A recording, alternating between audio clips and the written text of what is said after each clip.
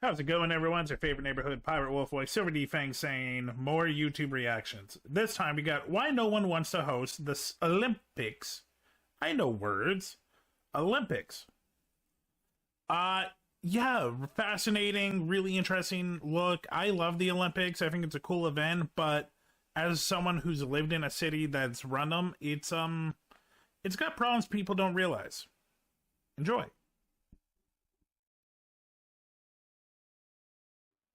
Why no one wants to host the Olympics? Interesting. I have theories, but I'm curious what the real reasons are.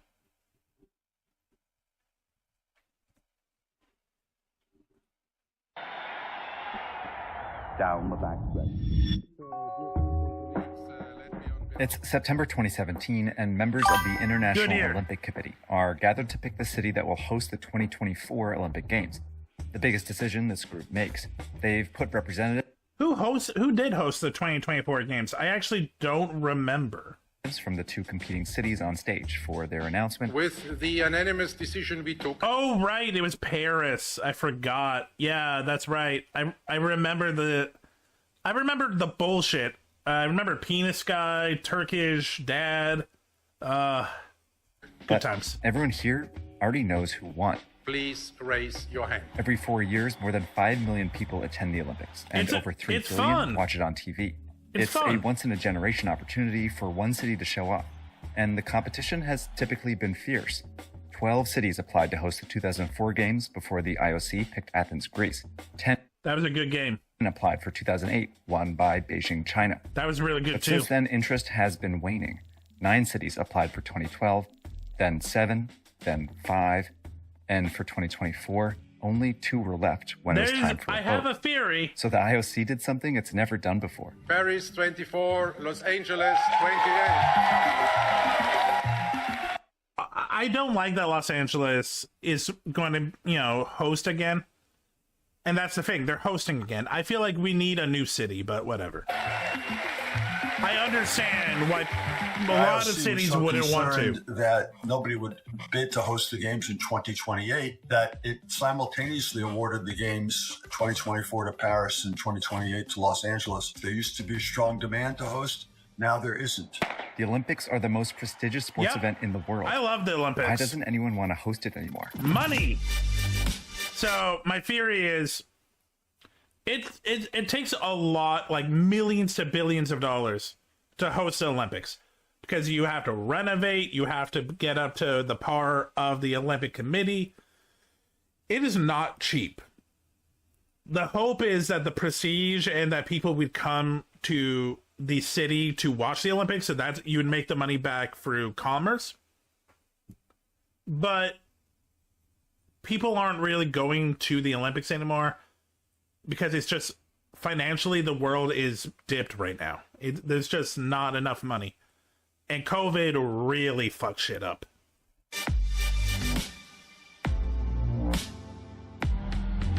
Search party.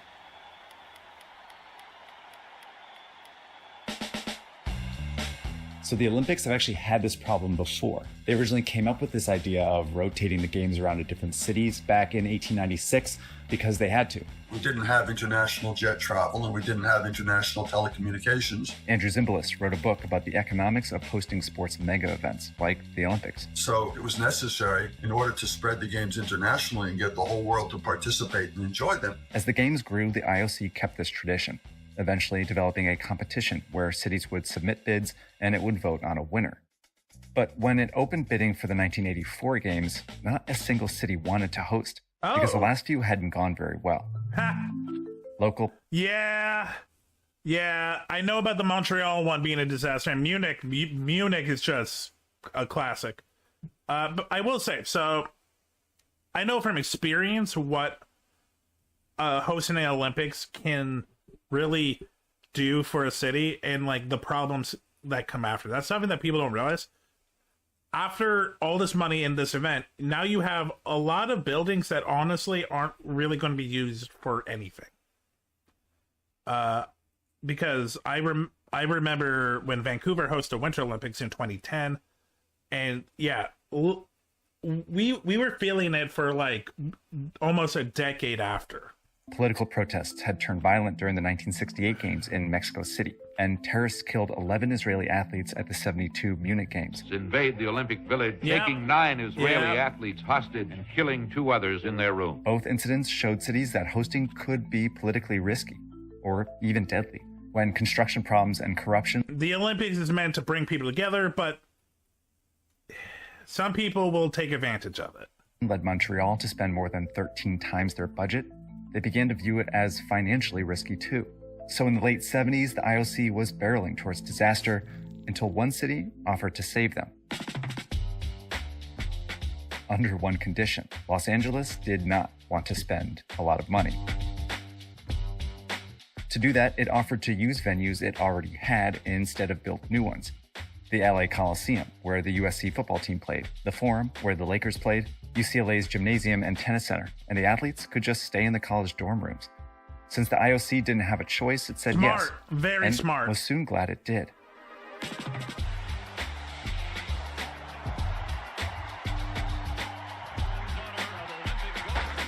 The LA Games is actually seen as a really, big Olympics. The 84 LA Games were a success in almost every way, but especially financially. It only cost around $1 billion in 2015 dollars. And LA... It's insane that $1 billion is the low end. Even made a profit. This should have become the model for future Olympic host cities, but instead, it sparked the problem that is plaguing the Olympics today. It's interesting how many of these sports and politics stories really boil down to economics. If you recall, the Premier League story is a story about a warped economic system. The NFL is so successful because it created a new economic model for sports leagues. If you haven't seen those videos yet, give them a watch. If you haven't subscribed to Search Party, now's your chance. We publish every 2 weeks this summer, so I've been working from all over the place. I've been writing scripts on trains. I've been animating on airplanes. I'm headed out this afternoon on a really exciting reporting trip, but I'm going to be in a hotel the whole time. That's why I'm really excited to work with Surfshark. Surfshark's a VPN that's going to keep me safe on all those public Wi-Fis. I'm sorry, I'm going to just skip. Search Party. So thanks again to Surfshark for supporting our work. Now I'll take you back to the episode. LA did such a good job hosting the 1984 Olympics that it re-inspired cities to want to host again. For the 1992 Games, 6 cities submitted bids, then 6 again for 96, 8 for 2000. Oh, we're not going to bring up what happened at Atlanta? So the Olympics in Atlanta, there was actually a bomb threat, and it was a disaster. Then a whopping 11 for 2004. As more cities competed, the IOC regained leverage over them again. But instead of sticking to the LA model, it began demanding more. Yeah, Athens was really good. And Beijing was good too, but Beijing started the trend of theatrics and lavishness. The Beijing games are just insane. London is a massive spectacle. Rio de Janeiro had its own issues. It was a spectacle, and on top of just not a great area for contestants, and some contestants got in trouble. Between 1992 and 2020, the IOC added dozens of new sports to the games. This required more venues and housing for more athletes, which host cities were primarily responsible for paying for. As the competition intensified, cities felt increasing pressure to make their bids more attractive. The most effective way to do that was to build new venues. Sydney built 15 new venues plus housing for 10,000 athletes. Athens built 22 new venues, and Beijing built 12. All of this construction made hosting the games really, really expensive. Yeah, I remember the bird's nest in Beijing, and apparently it's just not used. This chart shows how the cost of the games skyrocketed over the last 30 years, reaching between $10 and $25 billion in the last decade. I want to add one big caveat to this chart, though.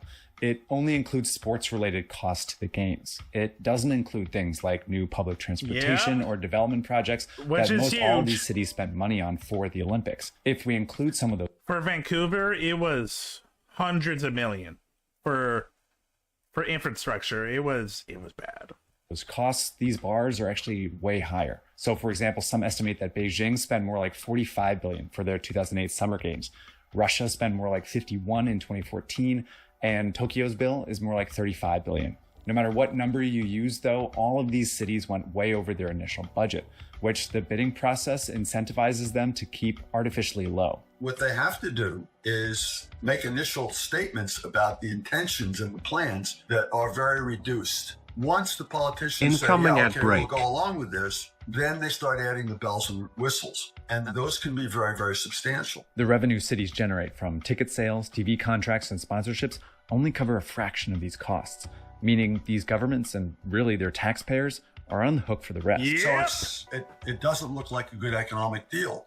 But host cities have known for decades that they'll likely lose money in the short term. Yep. Instead, many have been told that hosting the Olympics is an investment that will...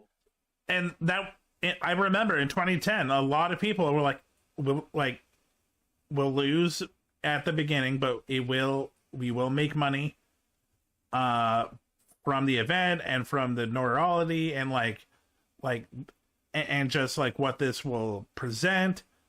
But more and more cities are realizing that no one cares. Pay off in the future. Okay, so this is the IOC's webpage where they list the benefits of hosting the games. And they use this word legacy a lot. And by legacy, they mean things that will continue to benefit your city long after the Olympics are over. Take sports facilities. Beijing justified spending around $460 million on this new 90,000-seat stadium by planning for a local pro soccer team to use it after the Olympics. London did the same when it built this stadium. At first, seems like a good idea. Other legacy projects are meant to benefit even more people. Russia spent $8.7 billion on a new rail and highway link into Sochi for its Winter Games. And Rio de Janeiro spent $4 billion on a new subway line connecting a beach community to its Olympic Center. The most commonly touted legacy benefit is that hosting an Olympics is a great way to kickstart your city's growth. What historically came out of the public relations with regard to the Olympics was that this was the most wonderful thing that could ever happen to a city. It puts your city on the world map, so it will increase tourism, it will increase commerce, it will increase foreign investment. And that story turns out not to be true. Let's start with tourism. A 2004 study found that after experiencing a bump in tourism leading up to their respective games, Atlanta, Sydney, and Seoul all saw it fall afterwards. In his book, Andrew cites a 1996 study on 3 Olympic Winter Games that found that the long-term impact on tourism was between non-existent and very modest, and a 2010 study that found little evidence of any benefit to tourism of hosting an Olympic Games. Yeah, because no one is going to spend hundreds of dollars, thousands of dollars in hotel, flight, accommodations just to go to a city to look at a little bit of the Olympic stuff.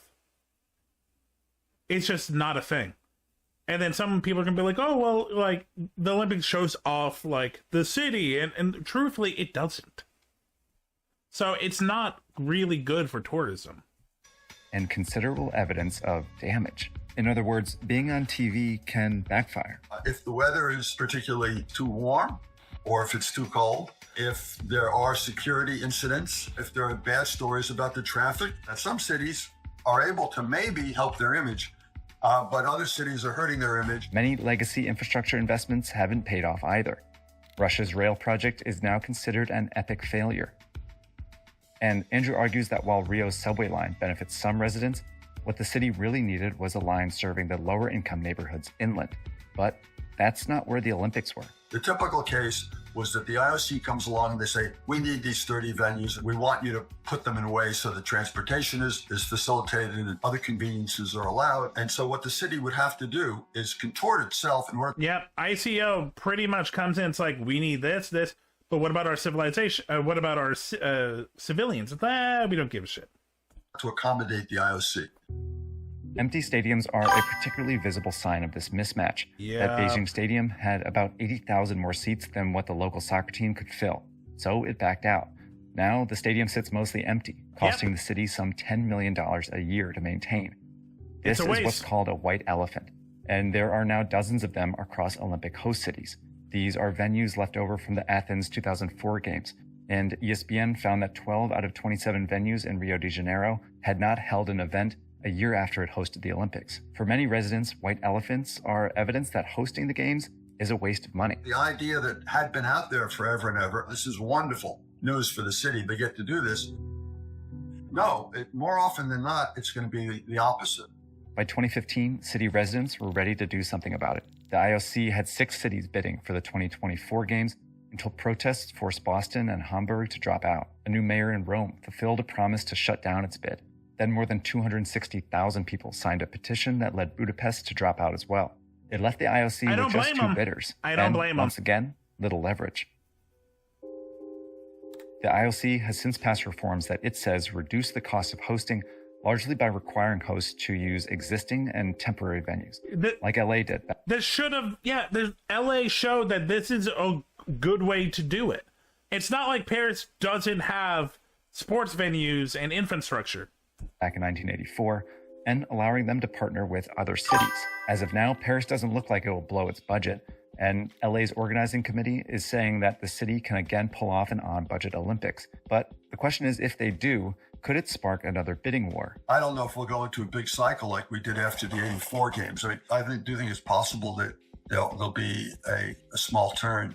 It'll appear less undesirable than it has. The IOC has also stopped taking bids and instead negotiates with cities privately. It picked Milan and Cortina, Italy, over Stockholm for the 2026 Winter Games, and it gave Brisbane, Australia, the 2032 Summer Games. But some are arguing for a more permanent. Yeah, this is very shady because now it's not in the open, and this is where we're probably going to get Qatar 2034 for the Winter Olympics. Because the truth of the matter is, a lot of the Middle Eastern countries that have a lot of oil money, not the safest for people, but they want to be seen as like superpowers. Solution. I think it's looking at you, Riyadh. Perfectly plausible to think about building the Olympic Shangri-La with its 35 or 40 venues for the Summer Games, smaller number for the Winter Games, in one place. Some believe Greece, the historical home of the Olympics, would make a good permanent host. Others have mentioned LA since it has so many venues and has done so well in the past. A permanent spot would eliminate white elephant projects, save cities from going into debt, and reduce the game's environmental footprint. Yeah. But it could also How reduce are you much doing of the today? excitement around each new Olympics. It's not going to be easy to go to a model that makes environmental sense and economic sense. But I do think it makes sense to talk about it and put it out there as someplace that we should. We need Olympic Island.